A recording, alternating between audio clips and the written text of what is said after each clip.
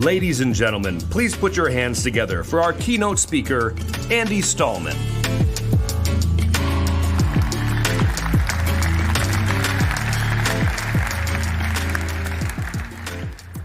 Thank you for that. But the most important applause, it's not for Andy Stalman. I believe the most important applause this afternoon is for the amazing INTA team and for the amazing audience that is here today, both physically and virtually. So a big applause for you, please, and for the INTA amazing team that is doing an extraordinary job.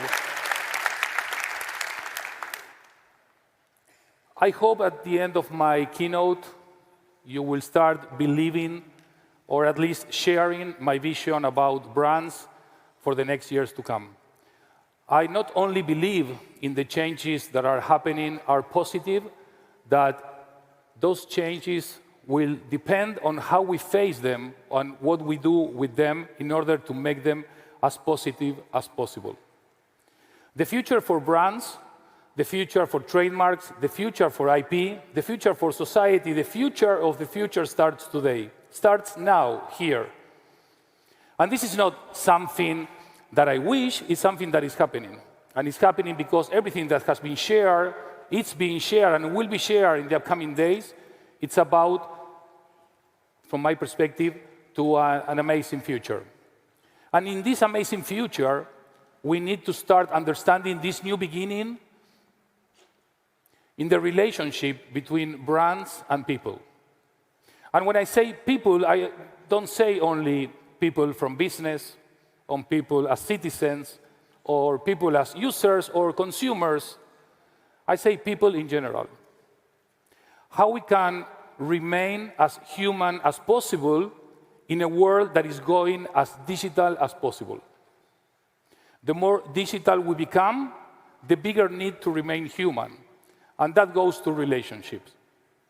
So in this future, we are starting to build, from now on, brands are starting to play a new role, a more complex role, a more ambitious role, but a more demanded role from society in general, from citizens in particular.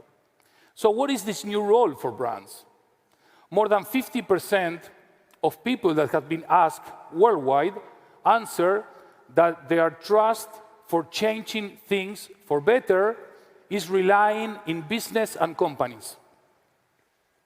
So if we develop, create, build, transform better brands, we will have better business and better companies and better organizations and better institutions.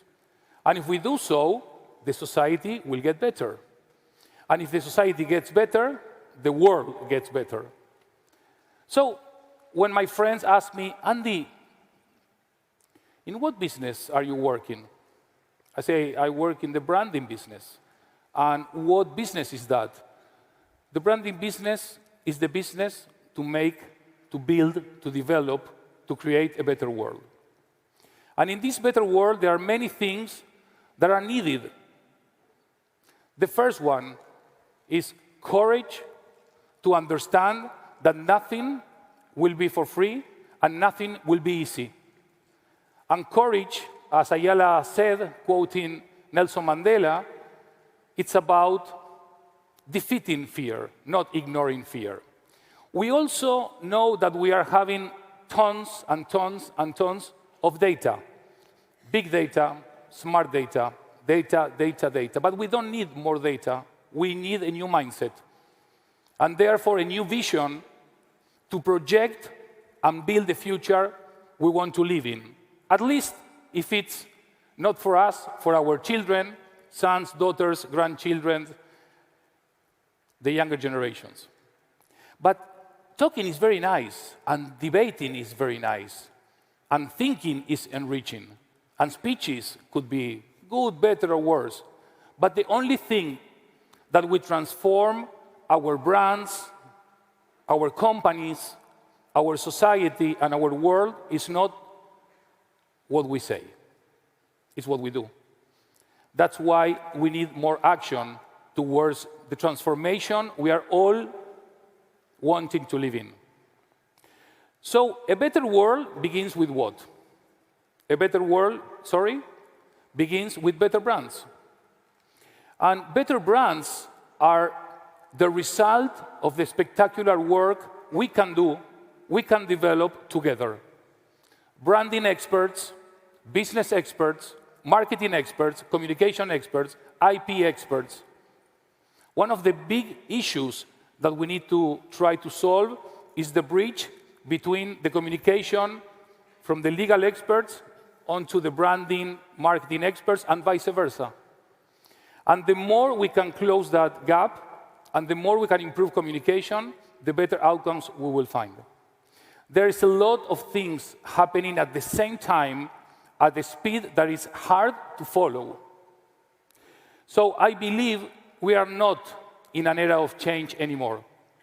I believe we are the protagonists, we are the stars of a change of era. We can call it the digital age, we can call it the technological age. I want to call it the branding age. Because brands will have this role so important, so relevant, so critical, and so strategically impacting our lives that the more we get a new conscious about this, the better to change. So great brands are predicting the future, or they are building the future. They are leading towards the future and not following towards the future. They are not adapting, they are creating, they are building, they are challenging. This time is starting to say goodbye to individuality, to selfishness. We need to say goodbye to the me. I can do everything, I can solve the world, I can change this, I can do that. Individuality, this selfishness, has brought us to a bad spot. But what if we change the me for the we? What if we start co-creating more, like we are doing these days here, and building a sense of community in where everybody has something to say, to contribute, but mainly to do? And the we is powerful because we are in this project of building a better future together. We cannot outsource this. We cannot buy it through the internet. We are all in this together. And the moment we know that everybody here virtually, those that couldn't make it, that everybody can contribute to make this change, then the change is closer, is more tangible, and is more real. But this is not only for big corporations or big companies. This is for everybody. Regardless of size, there is a massive opportunity to create, transform, evolve, build brands that can impact the world to become a better place to live. Because who wants to live in a bad world? No one. So why are we not doing more to improve, evolve, and change? And it's important to say, when we talk about change, that change has to be for good or for better. So this new time, this new era, is a time of infinite possibilities. We tend to focus our energy in fear, in uncertainty, in volatility. But what about if we change our vision and we focus in possibilities? Possibilities that are every single day when you see brave people doing things that are more important than fear. There is this short story that I love to share that is a bird that is on a branch of a tree is never afraid of the tree to fall down or the branch to break, because his trust is never depending on the branch or on the tree. His trust depends on what? On his wings, on her wings. So what if we stop for a while giving lots of arguments of how complex the outside world is, and we start looking inside corporations, enterprises, companies, SMEs, and try to focus on how we can change things for better. It is an age for brave people, for brave leaders, for a new type of leadership A new type of leadership that can take us to a leadership that is more inclusive, more empathetic, more human, more diverse, that a leadership that can understand from scratch that the leader inspired by doing, not by saying. And of course, in this fantastic age of digital wonders, we never must forget that clients are people, companies are people, brands are people. And if we don't understand people, we don't understand the future of business. So this transformation, present and future, it's mainly about a human transformation. It's a cultural transformation. It's a mindset transformation. It's an emotional transformation. That comes with lots of tools from technology, from digital, from automation, from robots, from logarithms, from artificial intelligence, and of course, metaverse and all that. So this new role for brands is a new role that demands new excitement chapters for companies that are understanding that this massive opportunity has never been in front of us in the history of brands. And even though we know that everything that can be digitized will be digitized, and everything that can be automated will be automated, everything but one thing: human emotions. How are we connecting from an emotional perspective with clients, with people? How are we putting our shoes in our clients' shoes, in our staff shoes, in our vendor shoes, to understand how they feel, what do they want, how they behave, how can we do great things together? So new times are calling for a new mind, a more open mind, a more brave mind, where we can embrace changes that are, as I said before, spectacular from many perspectives. We can embrace this new generation that is bringing lots and lots and lots of new questions to us. A new way of connecting, a new way of sharing, a new way of working, a new way of demanding, a new way of rewarding, and a new way of living. We are starting to see a new way of building the future, not only by using technology, and not only by ignoring these fantastic people that are bringing expertise and wisdom that is very much needed, probably now more than ever since the beginning of the century. Embracing the opportunity to be green, but without greenwashing. 95% of the citizens of the world are saying we want to be sustainable. Only 3% know how to be sustainable.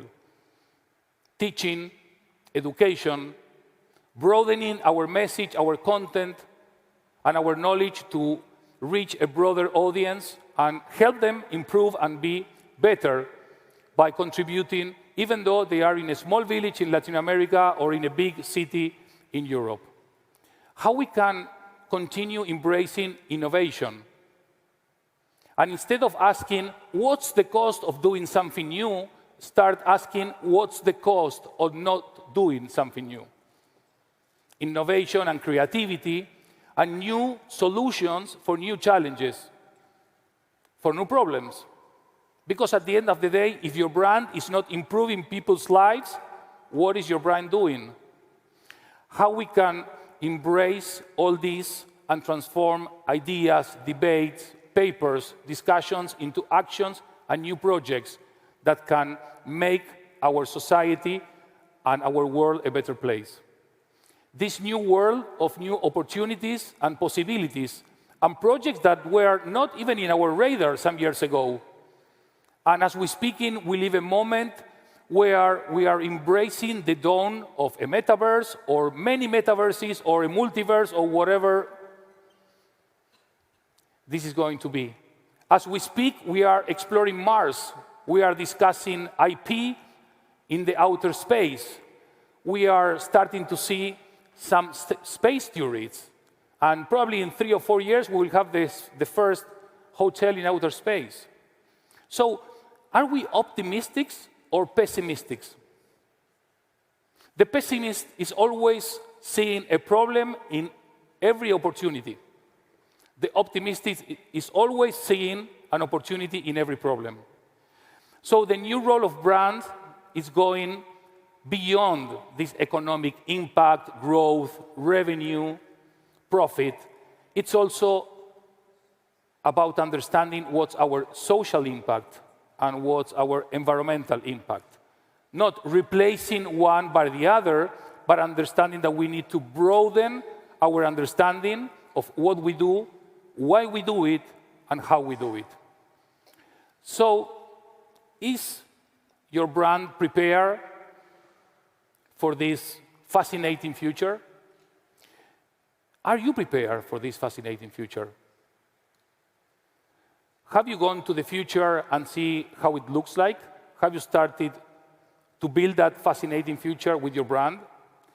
Can we continue after these days here in Washington, D.C., to inspire ourselves, our peers, our teammates, our colleagues, our family members, to do something great? To start thinking also in the legacy we want to leave by starting today? So, a better world is never born from an egg. We have learned that. It's about the decisions we make and how we make them tangible. And this is the best time ever to make our actions count. Because today, more than ever, we need to be grateful, not only with the INTA team, not only with you, not only with the ones that are virtually with us this morning, but this afternoon, sorry, well, maybe morning in somewhere, but with the opportunity that is in front of us. Before I end, I'm going to ask you a kind favor, that is, if you can all stand up, please. Thank you very much.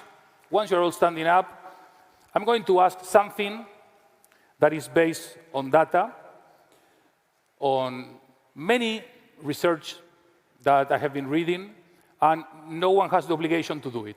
Yes? If you want to, you do it. If you don't want to, you don't do it. These reports reflect and show that if we give or receive 8 hugs a day of at least 6 seconds each, our brain generates 3 times more oxytocin than normal. Oxytocin is known as the molecule of humanity and the molecule of love. So it's only 48 seconds. 8 hugs, 6 seconds each, different people, ideally, but you can repeat with the same one. It doesn't matter. Yes? I know that many people will feel shy, uncomfortable. I fully respect that. But if you trust me, at least start with 2. After the second one, there is no going back. Okay?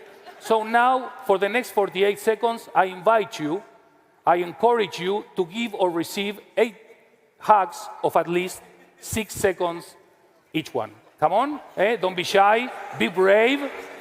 It's time for brave people, it's time for hugs, it's time for oxytocin, it's time to create a better present and a better future. So you can continue the hugs, you don't need to stop it. You can go back home or to your office or to your legal and start embracing and hugging people, and that will really generate a big difference. So what's our commitment with us and with everybody? Our commitment, from my perspective, should be for a better society and a better world. A better society and a better world for us, for the future generations, and for everybody, with no exception. That's all I wanted to share today with you. I hope you believe as I do. Thank you very much. You have a great afternoon.